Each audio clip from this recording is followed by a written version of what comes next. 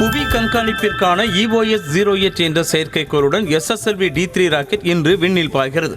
ஆந்திர மாநிலம் ஸ்ரீஹரிகோட்டாவில் உள்ள சதீஷ் தவான் விண்வெளி ஆய்வு மையத்தில் இருந்து இன்று காலை 9:17 மணிக்கு விண்ணில் ஏவப்பட உள்ள நிலையில் அதற்கான 6 மணி நேர கவுண்டவுன் அதிகாலை தொடங்கியது. ஆந்திர மாநிலம் திருப்பதியில் உள்ள செங்காலமா கோவிலில் இஸ்ரோ தலைவர் சோம்நாத் தரிசனம் செய்தார். புவி கண்காணிப்பு செயல்பாடுகளுக்காக இன்று விண்ணில் ஏவப்பட உள்ள SSLV-D3 எனும் செயற்கைக்கோளை வெற்றிகரமாக விண்ணில் செலுத்த வேண்டி கோவிலில் சிறப்பு வழிபாடு நடத்தினர். நாட்டில் தற்போதுள்ள சிவில் சட்டங்கள் வகுப்புவாதம் உடையவை எனவும் அவற்றுக்கு மாற்றாக மதசார்பற்ற பொது சிவில் சட்டத்தை கொண்டு வர வேண்டும் எனவும் பிரதமர் மோடி கூறினார். டெல்லி செங்கோட்டையில் உரையாற்றிய அவர் நாட்டில் அனைத்து பிரிவினருக்குமான சமநீதி கிடைக்க நீதித்துறையில் மாற்றம் தேவை என்றார். டெல்லி செங்கோட்டையில் நடந்த சுதந்திர தின விழாவில் மக்களவை எதிர்க்கட்சித் தலைவர் ராகுல் காந்திக்கு கடைசி வரிசையில் இருக்கை ஒதுக்கப்பட்டது மத்திய பாஜக அரசின் குறுகிய மனப்பான்மையை காட்டுவதாக காங்கிரஸ் விமர்சித்துள்ளது. இதுகுறித்து கருத்து தெரிவித்த அக்கட்சியின் மூத்த தலைவர் அசோக் கெலாட் ஜனநாயக மரபுகள் மீறப்பட்டது எப்படி என்பதை ஒட்டுமொத்த நாடும் கவனித்துக் கொண்டிருப்பதாக சாடியுள்ளார். பிரதமர் மோடி நிச்சயம் மணிப்பூருக்கு செல்ல வேண்டும் என மக்களவை எதிர்க்கட்சித் தலைவர் ராகுல் காந்தி வலியுறுத்தியுள்ளார். இது தொடர்பான அவரது எக்ஸ் பதிவில் சுதந்திர தினத்தை கொண்டாடும் இந்த நேரத்தில் உண்மையான சுதந்திரம் இல்லாமல் மணிப்பூரில் அவல நிலை நீடிப்பதாக வேதனை தெரிவித்தார். பிரதமர் மணிப்பூருக்கு சென்று அமைதி திரும்புவதற்கு வழிவகை செய்ய வேண்டும் என்றும் கூறியுள்ளார். நாட்டின் 78வது சுதந்திர தினத்தையொட்டி பீகார் மாநிலம் பாட்னாவில் உள்ள அம்மாநில ஆளுநர் மாளிகை மின் விளக்குகளால் அலங்கரிக்கப்பட்டு ஜொலித்தது. ஆளுநர் மாளிகையின் நுழைவாயில் பகுதியில் மூவர்ண மின் விளக்குகளால் அலங்கரிக்கப்பட்டு ஜொலித்த காட்சி கண்களை கவரும் வகையில் அமைந்தது. கொல்கத்தா பெண் மருத்துவர் பாலியல் கொலை சம்பவத்திற்கு கண்டனம் தெரிவிக்கும் வகையில் இந்திய மருத்துவர்கள் சங்கம் நாளை நாடு தழுவிய வேலைநிறுத்த போராட்டத்தை அறிவித்துள்ளது. வழக்கமான வெளிப்புற நோயாளிகளுக்காக சிகிச்சைகளும் அவசரமில்லாத அறுவை சிகிச்சைகளும் செய்யப்படாது என அறிவிக்கப்பட்டுள்ளது.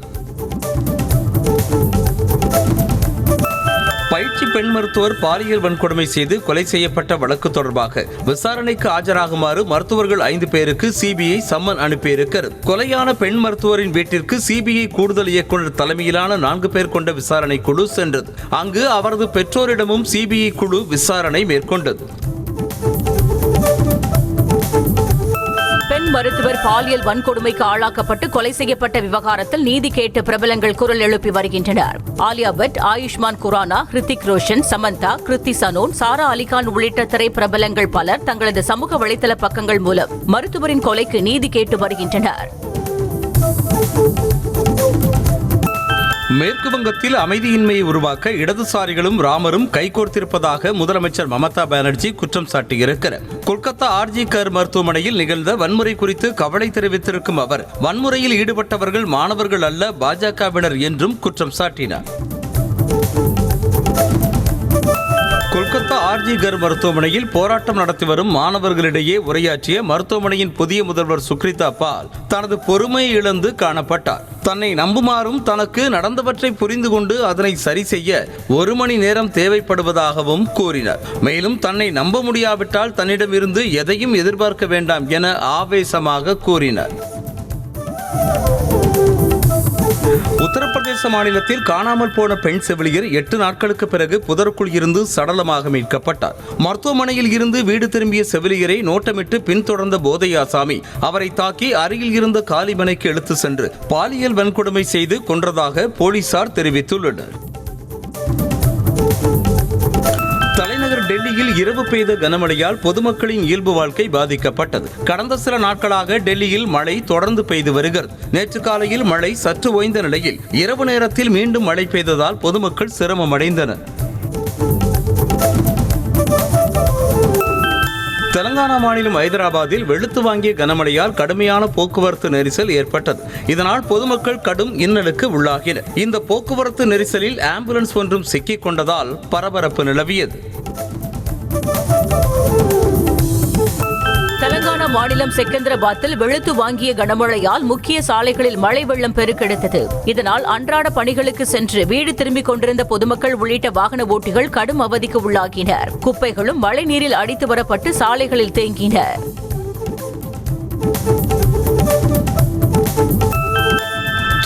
முதலீடுகளை ஈர்ப்பதற்காக தமிழ்நாடு முதலமைச்சர் மு.க. ஸ்டாலின் வரும் 27ஆம் தேதி சென்னையில் இருந்து அமெரிக்காவிற்கு பயணம் மேற்கொள்ள உள்ளார். அமெரிக்காவில் 17 நாட்கள் பயணம் மேற்கொள்ளும் முதலமைச்சர் மு.க. ஸ்டாலின் அங்கு பல்வேறு நகரங்களில் தொழிலதிபர்களை சந்தித்து தமிழ்நாட்டிற்கான தொழில் முதலீடுகளை ஈர்க்க திட்டமிட்டிருக்கிறார். அதிமுக அவசர செயற்குழு கூட்டம் சென்னை ராயப்பேட்டையில் உள்ள கட்சி அலுவலகத்தில் எடப்பாடி பழனிசாமி தலைமையில் இன்று காலை 9:30 மணியளவில் கூட உள்ளது. மூத்த நிர்வாகிகள் தமிழ்மகன் உசேன், KP முனுசாமி, திண்டுக்கல் சீனிவாசன் மற்றும் செயற்குழு உறுப்பினர்கள் பங்கேற்க உள்ளனர். கூட்டத்தில் அடுத்த கட்ட கட்சி வளர்ச்சி பணிகள் குறித்து ஆலோசிக்கப்பட உள்ளது. ஆளுநரின் தேநீர் விருந்தில் பங்கேற்ற பாஜக மாநில தலைவர் அண்ணாமலை திமுக அமைச்சர்களை சந்தித்து நலம் விசாரித்தார். குறிப்பாக அமைச்சர் ஏவவேலு அண்ணாமலையின் கைகளை பிடித்துக் கொண்டு ரகசியம் பேசுவதை போன்று பேசியது அனைவரையும் கவனிக்க வைத்தது. இது தொடர்பான கேள்விக்கு பதிலளித்த அண்ணாமலை, எங்கு நாகரிகமாக அரசியல் செய்ய வேண்டுமோ அங்கு நாகரிகமாக அரசியல் செய்ய வேண்டும் என கூறினார். முதலமைச்சரும் திமுக தலைவருமான மு.க. ஸ்டாலின் தலைமையில் திமுக மாவட்ட செயலாளர்கள் கூட்டம் இன்று நடைபெற உள்ளது. சென்னை அண்ணா அறிவாலயத்தில் உள்ள கலைஞர் அரங்கத்தில் காலை 11 மணிக்கு கூட்டம் தொடங்க உள்ளது. இதில் கட்சி வளர்ச்சி குறித்தும் எதிர்வரும் சட்டமன்ற தேர்தல் குறித்தும் விவாதிக்கப்பட உள்ளது. விவசாய நிலத்திற்கு செல்லக்கூடிய பாதை ஆக்கிரமிக்கப்பட்டதால் மன உளைச்சல் ஏற்பட்டு மாரடைப்பால் உயிரிழந்த விவசாயியின் குடும்பத்திற்கு 25 லட்சம் ரூபாய் இழப்பீடு வழங்க வேண்டும் என பாமக தலைவர் அன்புமணி ராமதாஸ் வலியுறுத்தியிருக்கிறார். கள்ளக்குறிச்சி மாவட்டம் கரடிசித்தூரைச் சேர்ந்த விவசாயி சக்திவேலின் இறப்பிற்கு காரணமான அதிகாரிகள் மீது நடவடிக்கை எடுக்கவும் அவர் வலியுறுத்தியுள்ளார். வீடுகளில் தேசிய கொடியை ஏற்ற சொல்லும் பிரதமர் மோடி RSS அலுவலகங்களில் தேசிய கொடியை ஏற்ற சொல்வாரா என அமைச்சர் மனோ தங்கராஜ் கேள்வி எழுப்பியுள்ளார். திருவேற்காடு கருமாரியம்மன் கோவிலில் நடைபெற்ற சமபந்தி விருந்தில் பங்கேற்ற பின்னர் செய்தியாளர்களை சந்தித்த அவர் RSS அலுவலகங்களில் மூவர்ண கொடி ஏற்றப்படுமா என வினவினார். முன்கூட்டியே விடுதலை செய்ய கோரி கைதிகள் தரப்பில் அளிக்கப்பட்ட விண்ணப்பங்களை பரிசீலித்து நடவடிக்கை எடுக்கும்படி சிறை கண்காணிப்பாளர்களுக்கு சுற்றறிக்கை பிறப்பிக்க தமிழ்நாடு சிறைத்துறை DGPக்கு உயர்நீதிமன்றம் உத்தரவிட்டது. கொலை வழக்கில் ஆயுள் கைதியாக வேலூர் சிறையில் உள்ள தனது கணவரை முன்கூட்டியே விடுதலை செய்ய நடவடிக்கை எடுக்க உத்தரவிட கோரி யசோதா என்பவர் தாக்கல் செய்த மனுவில் இவ்வாறு உத்தரவிடப்பட்டது. வடசென்னை திருவொற்றியூர் பகுதியில் சுதந்திர தினத்தன்று கள்ளச்சந்தையில் மது விற்பனை செய்யப்பட்டது பொதுமக்களிடையே முகசுளிப்பை ஏற்படுத்தியது. சத்தியமூர்த்தி நகர் பகுதியில் லாரி ஒன்றின் கீழே அமர்ந்து கடையை பரப்பிய நபர் மதுபானங்களை வெட்ட வெளியில் வைத்து விற்பனை செய்தார். இதனால் மதுப்பிரியர்கள் அதிக விலை கொடுத்து குஷியோடு மது பாட்டில்களை வாங்கி சென்றனர்.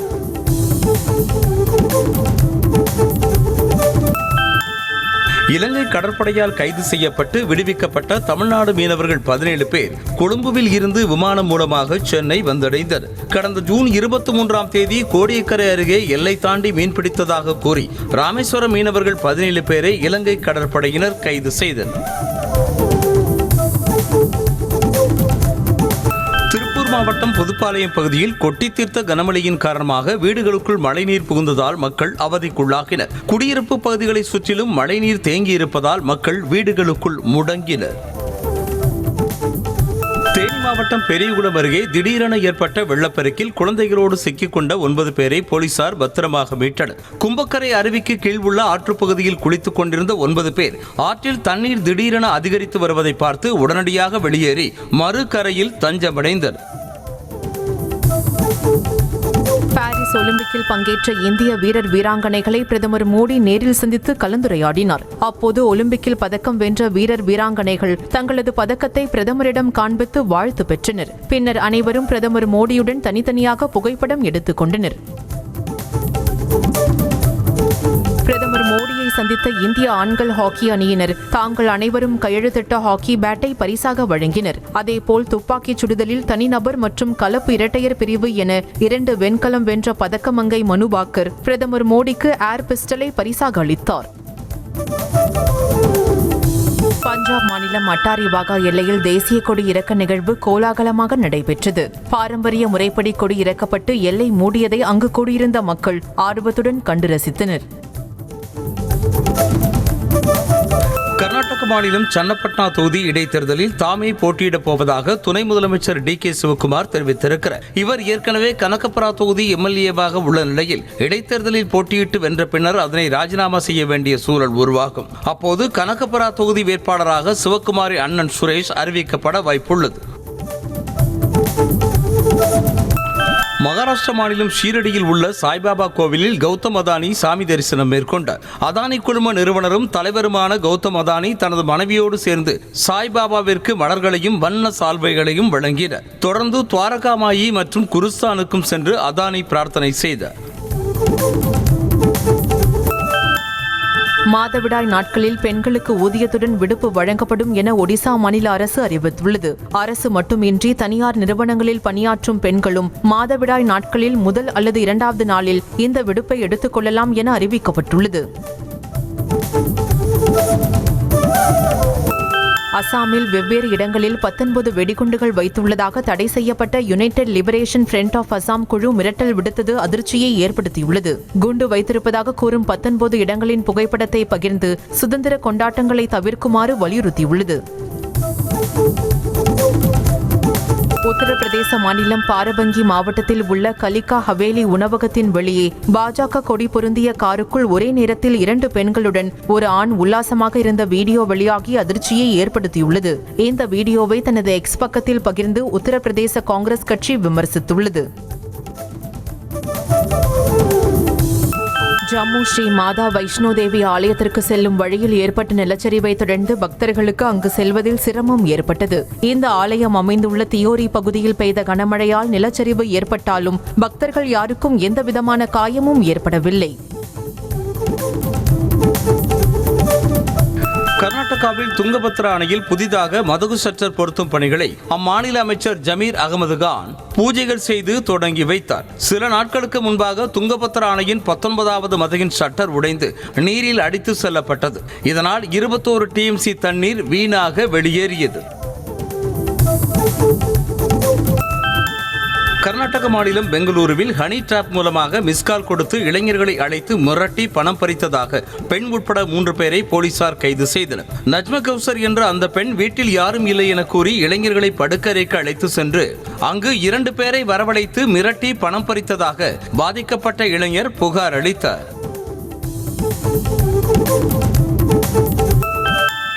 புதுச்சேரி கடற்கரையில் நடைபெற்ற புதுச்சேரி கலை விழாவை துணைநிலை ஆளுநர் கைலாசநாதன், முதலமைச்சர் ரங்கசாமி ஆகியோர் முரசு கொட்டி தொடங்கி வைத்தனர். 3 நாட்கள் நடைபெறும் இந்த கலை விழாவை புதுச்சேரி அரசு கலை பண்பாட்டுத்துறை மற்றும் தஞ்சை தென்னக பண்பாட்டு மையம் இணைந்து நடத்தி வருகிறது. சென்னையில் இந்திய மருத்துவ சங்கத்தின் தமிழ்நாடு கிளை சார்பில் மருத்துவர்கள் மற்றும் பொதுமக்களிடையே நம்பிக்கையை வலுப்படுத்தும் வகையில் மருத்துவர்கள் மக்கள் மன்றம் தொடங்கப்பட்டது. ராஜா அண்ணாமலைபுரத்தில் உள்ள போட் கிளப்பில் நடைபெற்ற நிகழ்ச்சியில் இந்திய கிரிக்கெட் அணியின் முன்னாள் வீரர் லட்சுமிபதி பாலாஜி, பேச்சாளர் பர்வீன் சுல்தானா, இந்து என் ராம் உள்ளிட்டோர் கலந்து கொண்டனர். எல்லா புகழும் இறைவனுக்கே என்பதைப் போல எல்லா புகழும் முதல்வருக்கே என்று சொல்லும் அளவிற்கு திரையுலகினருக்கு முதலமைச்சர் மு.க.ஸ்டாலின் பல்வேறு நன்மைகளை செய்து வருவதாக அமைச்சர் சாமிநாதன் பெருமிதத்தோடு தெரிவித்திருக்கிறார். சென்னையில் நடைபெற்ற தமிழ்நாடு சின்னத்திரை இயக்குநர்கள் சங்க நிர்வாகிகள் அறிமுக விழாவில் பேசிய அவர் திரைத்துறையினரை காப்பதில் முதலமைச்சர் அக்கறையோடு இருந்து வருவதாக கூறினார். செங்கல்பட்டில் அமைச்சர் தாமோ அன்பரசன் தலைமையில் நடைபெற்ற மழை வெள்ள தடுப்பு பணிகள் ஆய்வுக் கூட்டத்தில் அதிகாரிகள் செல்போனை நோண்டிக் கொண்டிருந்தனர். மேலும் சில அதிகாரிகள் தூங்கி வழிந்தது அதிருப்தியை ஏற்படுத்தியது. சென்னை அடுத்த ஆவடி காவல் ஆணையரகத்தில் 78வது சுதந்திர தினத்தையொட்டி காவல் ஆணையர் சங்கர் தேசிய கொடியை ஏற்றி வைத்து மரியாதை செலுத்தினார். பின்னர் காவலர்களின் அணிவகுப்பு மரியாதை நடைபெற்ற நிலையில் சிறப்பாக பணியாற்றிய காவலர்களுக்கு பாராட்டு சான்றிதழ்களை ஆணையர் வழங்கினார். சென்னை விமான நிலையத்தில் கடத்தல் தங்கத்தை தராமல் சென்றது தொடர்பாக ஏற்பட்ட தகராறில் மோதிக்கொண்ட இருவரிடமிருந்து 50 லட்சம் ரூபாய் மதிப்புடைய 700 கிராம் தங்கத்தை அதிகாரிகள் பறிமுதல் செய்தனர். சிங்கப்பூரில் இருந்து தங்கத்தை கடத்தி வந்த கோவிந்தராசு, கலீல் அலி ஆகிய இருவரும் மோதிக்கொண்ட நிலையில் போலீசார் பிடித்து சுங்கத்துறை அதிகாரிகளிடம் ஒப்படைத்தனர். திருப்பூர் திருப்பூர் மாவட்டம் தாராபுரம் அமராவதி ஆற்றில் குளிக்க சென்ற அரசு பள்ளி மாணவன் நீரில் மூழ்கி மாயமான சம்பவம் சோகத்தை ஏற்படுத்தியுள்ளது. குண்டடம் மாதிரி பள்ளியில் படிக்கும் மாணவர்கள் 7 பேர் அமராவதி ஆற்றில் குளிக்க சென்றதாக கூறப்படுகிறது. இதில் ஜெரோமியா என்ற மாணவன் ஆற்றில் மூழ்கி மாயமான நிலையில் தகவல் அறிந்த தீயணைப்புத் துறையினர் அவரை தேடும் பணியில் ஈடுபட்டனர். புதுக்கோட்டை மாவட்டம் பொன்னமராவதியில் தனியார் மருத்துவமனையின் தவறான சிகிச்சையால் இளம்பெண் உயிரிழந்ததாக கூறி உறவினர்கள் போராட்டம் நடத்தினர். மஞ்சு விடுதியைச் சேர்ந்த கலைமணி என்பவருக்கு ஏற்கனவே 2 பெண் குழந்தைகள் உள்ளனர். 3வது உருவான கருவும் பெண் என தெரிந்ததும் ஸ்ரீ துர்கா சூப்பர் ஸ்பெஷாலிட்டி மருத்துவமனையில் கருவை கலைத்த போது பெண் உயிரிழந்ததாக கூறப்படுகிறது. கள்ளக்குறிச்சி மாவட்டம் சங்கராபுரம் அருகே தனிநபரால் ஆக்கிரமிப்பு செய்யப்பட்டுள்ள திருநங்கையின் நிலத்தை மீட்டுத்தரக் கோரி சக திருநங்கைகள் சாலை மறியலில் ஈடுபட்டனர். சங்கராபுரம் மும்முனை சந்திப்பு சாலையில் மறியலில் ஈடுபட்ட அவர்கள் உடலில் மண்ணெண்ணெய் ஊற்றி தற்கொலைக்கு முயன்றதால் பரபரப்பு ஏற்பட்டது. செங்கல்பட்டு மாவட்டம் கோவளம் கடற்கரையில் சர்வதேச அளவில் நடைபெறும் 3வது காத்தாடி திருவிழாவை அமைச்சர்கள் ராமச்சந்திரன் மற்றும் தாமு அன்பரசன் துவக்கி வைத்தனர். வரும் 18ஆம் தேதி வரை நடைபெறும் இந்த போட்டியில் பல்வேறு நாடுகளைச் சேர்ந்த 100க்கும் மேற்பட்ட போட்டியாளர்கள் கலந்து கொண்டனர். திருச்சியில் தங்கலான் திரைப்படத்தை காண விக்ரமை போல வேடமணிந்து சட்டை அணியாமல் வந்த 6 பேருக்கு அனுமதி மறுக்கப்பட்டது. பின்னர் சட்டை அணிந்து வருமாறு எல்லே திரையரங்கு ஊழியர்கள் அறிவுறுத்தியதை அடுத்து அவர்கள் 6 பேரும் சட்டை அணிந்து கொண்டு திரையரங்கிற்குள் படம் பார்க்க சென்றனர். தருமபுரி மாவட்டம் அரூர் அருகே காதல் ஜோடி தலைமறைவான நிலையில் காதலனின் தாயை பெண்ணின் உறவினர்கள் அடித்து இழுத்து தூக்கி சென்ற சம்பவம் பரபரப்பை ஏற்படுத்தியது. வெவ்வேறு சமூகத்தைச் சேர்ந்த காதல் ஜோடியான சுரேந்தர் மற்றும் பவித்ரா மாயமானதால் பவித்ராவின் தந்தை மற்றும் உறவினர்கள் ஆத்திரமடைந்து சுரேந்தரின் வீட்டிற்குள் புகுந்து அவரது தந்தை மற்றும் தாயை தாக்கியுள்ளனர். திருச்சி விமான நிலையத்தில் இருந்து சிங்கப்பூருக்கு கடத்த முயன்ற 46 கிலோ சுறா செதில்கள் மற்றும் வெளிநாட்டு கரன்சிகளை அதிகாரிகள் பறிமுதல் செய்தனர். ஏர் இந்தியா எக்ஸ்பிரஸ் விமானம் மூலமாக சிங்கப்பூர் செல்லவிருந்த 2 பயணிகளை சோதனை செய்ததில் அவர்களிடம் இந்திய மதிப்பில் 6,80,000 மதிப்புடைய யூரோ மற்றும் சிங்கப்பூர் டாலர்கள் இருந்தது கண்டுபிடிக்கப்பட்டது. கிருஷ்ணகிரி மாவட்டம் ஒசூர் அருகே ஆரோக்கியபுரத்தில் நடைபெற்ற கிராம சபை கூட்டத்திற்கு துறை சார்ந்த அதிகாரிகள் வராததால் அந்த கூட்டத்தை கிராம மக்கள் புறக்கணித்தனர். 4 துறைகளைச் சேர்ந்த அதிகாரிகள் மட்டுமே பங்கேற்ற நிலையில் அனைத்து துறை அதிகாரிகளும் பங்கேற்கும் வகையில் மற்றொரு நாளில் கிராம சபை கூட்டத்தை நடத்த வேண்டும் என கோரிக்கை விடுத்தனர். ஆசிய அளவிலான ஆணரகன் போட்டியில் தங்கம் வென்று சொந்த ஊர் திரும்பிய போட்டியாளருக்கு ஊர் மக்கள் சார்பில் மேளதாளங்கள் முழங்க உற்சாக வரவேற்பு அளிக்கப்பட்டது. கன்னியாகுமரி மாவட்டம் தூத்தூர் கிராமத்தைச் சேர்ந்த மரியஜிஜோ என்ற இளைஞர் இந்தோனேஷியாவில் நடைபெற்ற ஆணழகன் போட்டியில் 80 கிலோ எடைப்பிரிவில் தங்கம் வென்றார். நாமக்கல் மாவட்டம் மரப்பறையில் நடைபெற்ற கிராம சபை கூட்டத்தில் 15 நாட்களுக்கு ஒருமுறைதான் குடிநீர் திறந்துவிடப்படுவதாக பொதுமக்கள் புகார் தெரிவித்தனர். ஊராட்சித் தலைவர் பழனியப்பன் நேரடியாக குடிநீர் தொட்டி இருக்கும் இடத்தை ஆய்வு செய்து தூய்மைப்படுத்த வேண்டும் என்றும் 2 நாட்களுக்கு ஒருமுறை தண்ணீர் திறந்துவிட வேண்டும் என்றும் வலியுறுத்தப்பட்டது. கள்ளக்குறிச்சி மாவட்டம் பின்னல்வாடி மற்றும் சுற்றுவட்டார பகுதிகளில் மரவள்ளி கிழங்குகளை பல்வேறு வகையான நோய்கள் தாக்கி வருவதால் விவசாயிகள் கவலையடைந்துள்ளனர். அறுவடைக்கு 2 மாதங்களே உள்ள நிலையில் பயிர்களை வாடல் பூஞ்சான் வெள்ளைப்புழு தாக்கி வருகின்றன. இதனால் மரவள்ளி பயிர்களை பாதுகாக்க தோட்டக்கலை அதிகாரிகள் நடவடிக்கை எடுக்க விவசாயிகள் வலியுறுத்தினர்.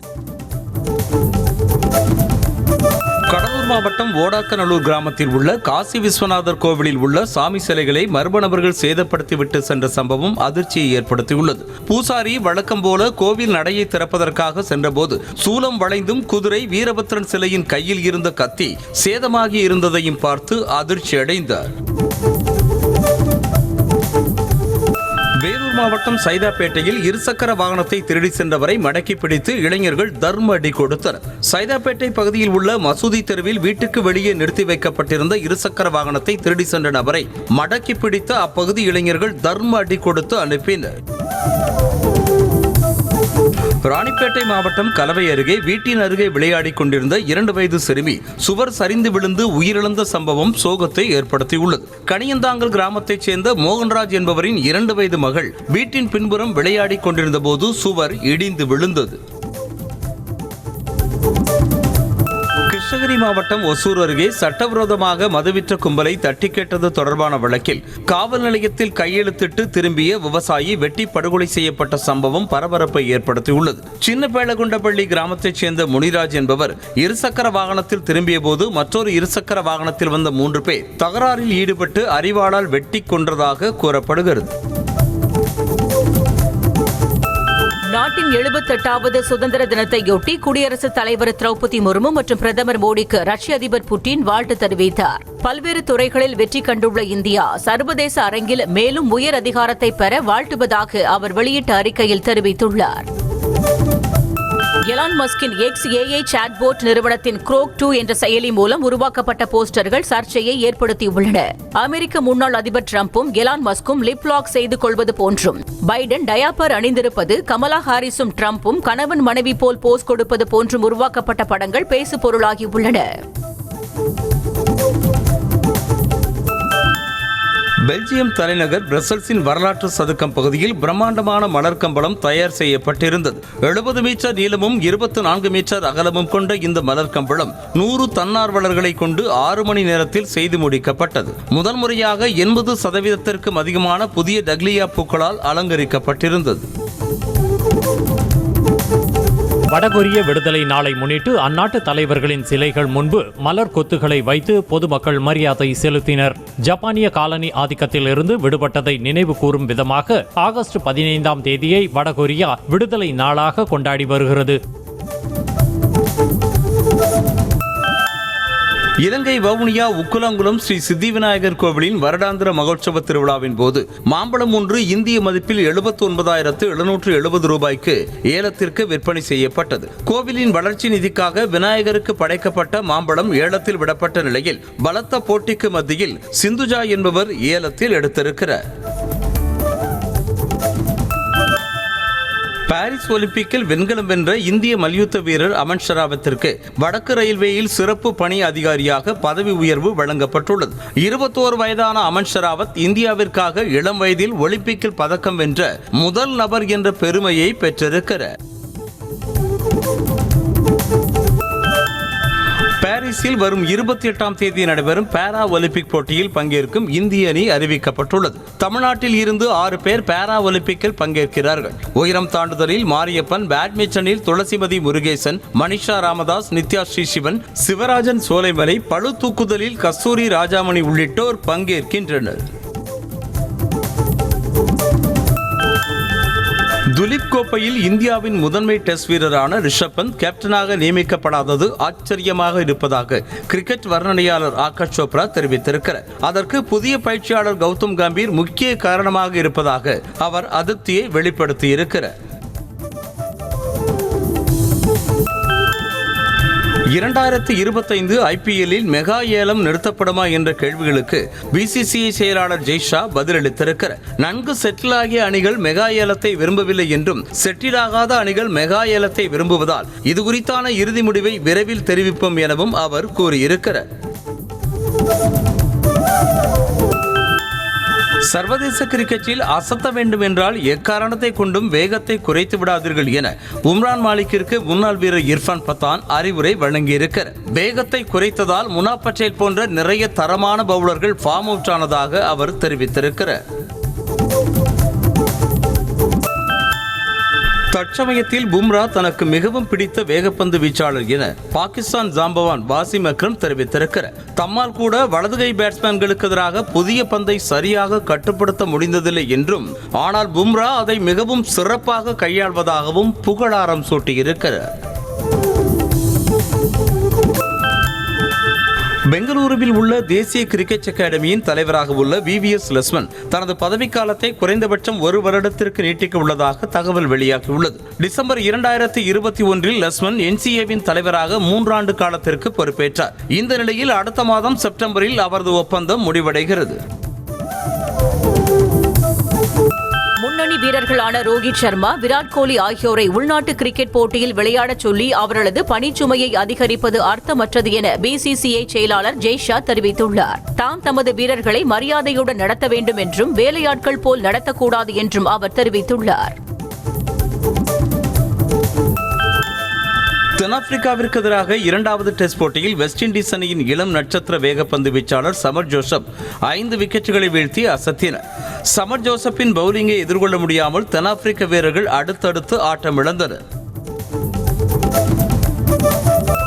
இந்திய டெஸ்ட் அணியில் இடது கை வேகப்பந்து வீச்சாளர் இல்லாதது மிக முக்கிய பிரச்சனையாக இருப்பதால் ஹர்ஷிதீப் சிங், யாஷ் தயால், கலீல் அகமத் ஆகியோரில் ஒருவரை வங்கதேசம் அணிக்கு எதிரான டெஸ்ட் தொடரில் வாய்ப்பு கொடுக்க முடிவு செய்யப்பட்டுள்ளது. இதனால் 3 பேரில் யாருக்கு கௌதம் கம்பீரின் ஆதரவு இருக்கும் என்று எதிர்பார்க்கப்படுகிறது.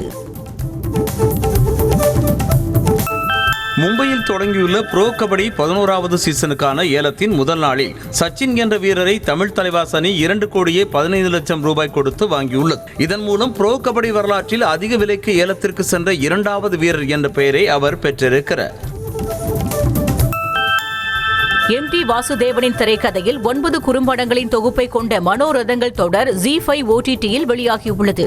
இந்த தொடரில் கமல்ஹாசன், மோகன்லால், மம்மூட்டி, ஃபகத் ஃபாசில் உள்ளிட்ட இந்திய சினிமாவின் பெரிய நட்சத்திரங்கள் நடித்துள்ளனர்.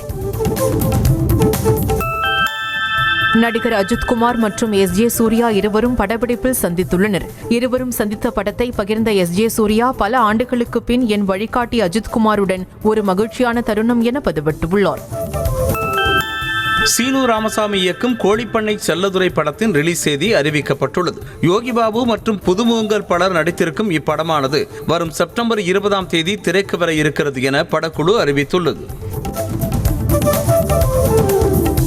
நடிகை நஸ்ரியாவின் புதிய ஹேர்ஸ்டைல் தொடர்பான புகைப்படங்கள் இன்ஸ்டாகிராம் பக்கத்தில் லைக்ஸ்களை குவித்து வருகின்றன. புதிய சிகை அலங்கார புகைப்படங்களை தனது இன்ஸ்டாகிராம் பக்கத்தில் பகிர்ந்திருக்கும் நஸ்ரியா, தாம் ஹேர் கட் செய்ததற்கு தம்மை அம்மா கொலை செய்ய போகிறார் என கேப்ஷன் வைத்திருக்கிறார்.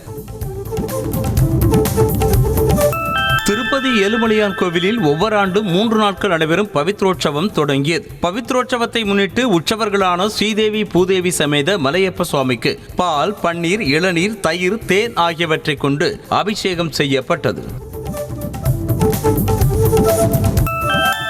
ராமநாதபுரம் மாவட்டம் திருவாடனை அருகே உலக அமைதி வேண்டி மேல்மருவத்தூர் வழிபாட்டு மன்றத்தின் சார்பில் பெண்கள் கஞ்சி கலயம் சுமந்து தேசிய கொடியுடன் ஊர்வலம் சென்றனர். பாரதி நகர் பகுதியில் உள்ள ஆதிபராசக்தி அம்மன் ஆலயத்தில் ஆண்டுதோறும் ஆடி மாதத்தில் பெண்கள் கஞ்சி கலயம் சுமந்து நேர்த்திக் கடன் செலுத்துவது வழக்கமாகும்.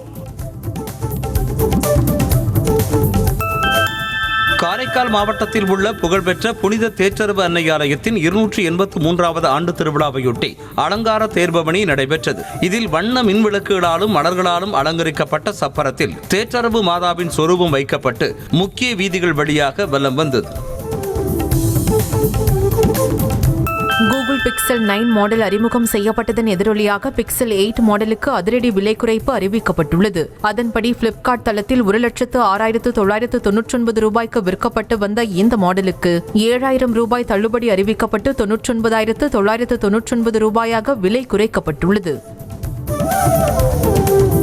சுதந்திர தினத்தை முன்னிட்டு ஓலா நிறுவனம் ரோட்ஸ்டர் ப்ரோ, ரோட்ஸ்டர் மற்றும் ரோட்ஸ்டர் எக்ஸ் ஆகிய 3 எலக்ட்ரிக் பைக்குகளை இந்தியாவில் அறிமுகம் செய்துள்ளது.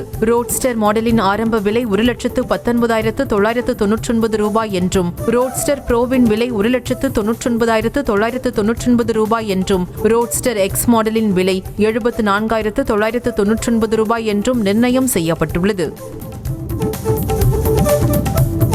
பெரிதும் எதிர்பார்க்கப்பட்ட மஹிந்திரா நிறுவனத்தின் 5 கதவுகள் கொண்ட தார் ராக்ஸ் SUV கார் இந்தியாவில் அறிமுகமாகியுள்ளது. இதில் 2 லிட்டர் டர்போ பெட்ரோல் மற்றும் 2.2 லிட்டர் டீசல் என 2 என்ஜின் ஆப்ஷன்கள் கொடுக்கப்பட்டுள்ளன. கார்களின் அடிப்படை விலை பெட்ரோல் என்ஜின் மாடலுக்கு 12.99 லட்சமாகவும், டீசல் என்ஜினுக்கு 13.99 லட்சமாகவும் நிர்ணயிக்கப்பட்டுள்ளது.